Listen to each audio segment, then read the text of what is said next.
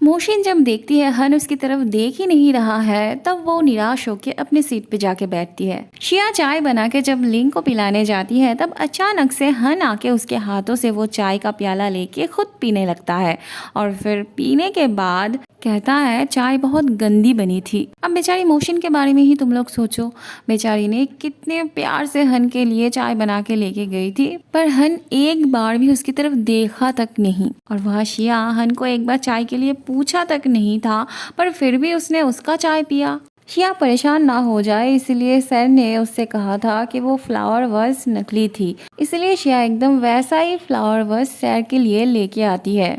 उसे लगा था सर के लिए वो इतना तो कर ही सकती है। कमरे में आते ही सर की पेंटिंग देख के, उनका आर्ट वर्क देख के शिया बहुत इम्प्रेस हो जाती है। उनमें से शिया को ये वाली पेंटिंग बहुत अच्छी लगती है, तो सर उसे वो रखने के लिए कहते हैं, जिससे शिया बहुत खुश हो जाती है। शिया के जाने के बाद ही सर वो बॉक्स खोल के देखते हैं कि वो फ्लावर वर्स एकदम वैसा ही था, पर अफसोस की बात है इससे उनको कुछ फायदा नहीं होता। अगले दिन स्कूल में अचानक से लिंग आके शिया को एक बहुत बड़े मुसीबत से बचाता है। किसी ने जानबूझ के ऊपर से वो शिया के ऊपर फेंका था। लिंग कहता है ये काम हन का नहीं था, वो उसे गलत ना समझे। शिया को भी पता था ये काम हन का नहीं था। शिया को ये विश्वास था कि चाहे जो भी हो जाए, हन इतना भी बुरा इंसान नहीं है कि वो किसी के जान के साथ खिलवाड़ करे। रात में दोनों डिनर करने यहाँ आते हैं। शिया लिंग से थैंक यू कहती है उसकी जान बचाने के लिए। लिंग उसे आगे से अपना ध्यान रखने के लिए कहता है। शिया के घर ना होने पे हन की मॉम फिर से परेशान होने लगती है।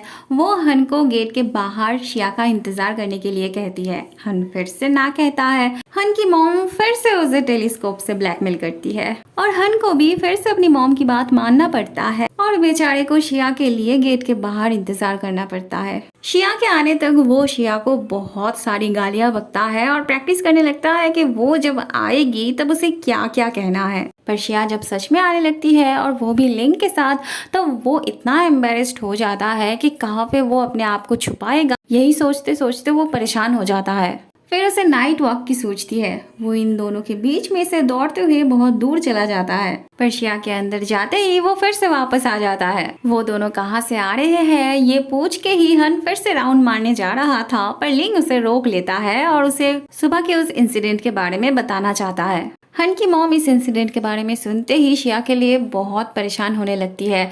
वो तो शिया के लिए बहुत सारे बॉडीगार्ड लगाने की बात करती है। इतने सारे बॉडीगार्ड रखने की बात सुन के हन अपनी मॉम की मजाक उड़ाते हुए कहता है, हाँ हाँ कोई बात नहीं, और कुछ बच्चे भी रख लीजिए शिया के लिए, वो लोग उसके एंटरटेनमेंट करने की काम आएंगे। और कोई रास्ता नहीं है देख के हन कहता है वो कल से शिया की पर्सनल बॉडीगार्ड बन के रहेगा, वो हर वक्त उसके साथ रहेगा। जिसे सुन के ये तीनों तो आसमान से गिरते हैं। जैसा कहना वैसा काम।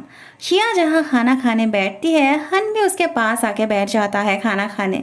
इनके पीटी क्लास के वक्त हन भी आके इनके साथ जुड़ जाता है और शिया के पीछे पीछे दौड़ने लगता है। शिया हन की वजह से इरिटेट होने लगती है और बाकी लड़कियां हन पे मरने लगती है। बाथरूम जाते वक्त भी हन शिया के पीछे पीछे जाने लगता है। वो तो शिया उसे बाहर रुकने के लिए कहती है, इसलिए वो रुक जाता है। अंदर से शिया के गिरने की आवाज सुन के हन जल्दी से अंदर चला आता है, जिससे शिया बहुत एम्बेरेस्ड हो जाती है और उसे बाहर जाने के लिए कहती है, पर सारी लड़कियां हन को देख के उसे घेर लेते हैं और इसी मौके का फायदा उठाते हुए शिया वहाँ से भाग जाती है। हन भी बहुत मुश्किल से यहाँ से बाहर निकलता है। हन तो शिया के क्लास में भी चला आता है।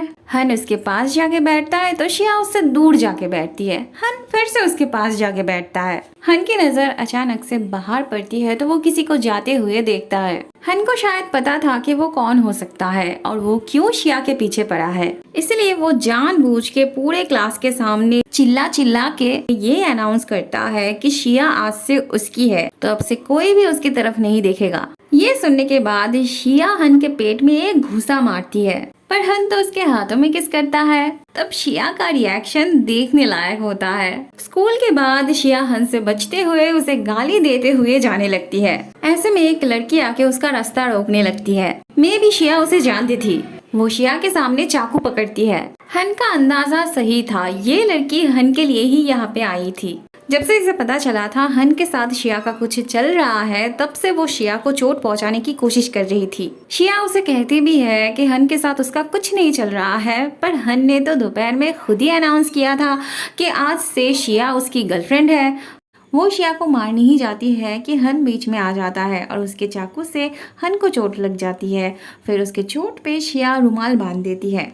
वो हन को समझाने लगती है कि शिया सबके लिए अनलकी है, वो जिसके साथ भी रहती है उसका कुछ ना कुछ बुरा होता ही है। बोलते बोलते वो सैर के फ्लावर वास के प्रॉब्लम के बारे में भी बता देती है। वो कहने लगती है उसकी वजह से सैर को बहुत बड़ा कर्ज चुकाना पड़ रहा है, उनका बैंक बैलेंस पूरा खाली हो चुका है। शिया ये बात सुन के बहुत परेशान हो जाती है और वो यहाँ पे एक पल भी नहीं रुकती। शिया के जाने के बाद हन उस पे चढ़ने लगता है। ऐसे में गाँव गान आके उसे पकड़ के वहां से ले जाने लगता है।